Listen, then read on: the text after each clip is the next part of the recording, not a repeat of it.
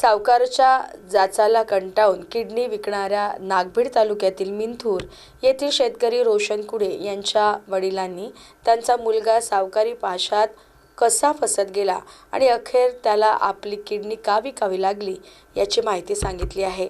Corona काळात डबघाईला आलेला दुधाचा व्यवसाय आणि त्यानंतर आलेल्या लंपी आजारामुळे रोशन कुडे सावकाराकडून घेतलेले अवघे 1,00,000 रुपये फेडू शकले नाही.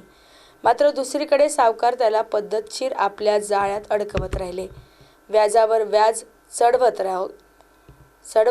लाखो रुपयांची रक्कम त्याच्याकडून लुटली आणि अखेर त्याला किडनी विकण्यास भाग पडलं, अशी व्यथा शिवदास कुडे यांनी मांडली आहे. म्हणजे ते मारझूड करायचे, याला पैसे नाही दिला तर 4-5 जणांची गँग यायची आणि मारझूड करायचे. मारझूड करायला पाहिजे ती. कशासाठी पैसे घेतले होते आणि किती पैसे कसे वसूल केले त्यांनी? ते पहा सांगतो. आमच्या आमचा दुधाचा धंदा होता. त्याच्यात तो कोरोनामध्ये दबलून आम्ही मग त्याच्यातून थोडासा निघलून वरता आलो. तर मग त्याचा धंदा आमचा थोडासा चालायला लागला. मग त्याच्यामध्ये रोग आला, तो लंपी रोग ना, काचाच्या गोळ्यासारखे ते जनावरच्या पायाला तोंडाला व्हायचे.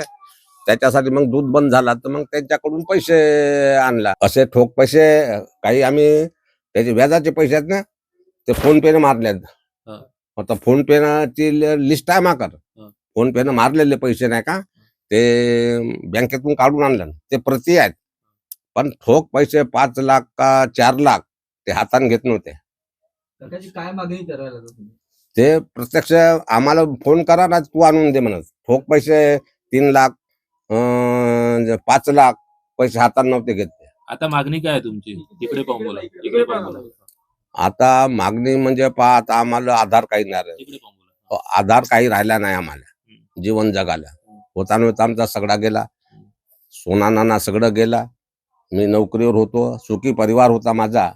परंतु आता ह्या फाशात पडल्यामुळे असे एवढे पर्यंत जातील, असे नीच वृत्तीपर्यंत जातील असा वाटला नाही आम्हाला बापूला आमच्या.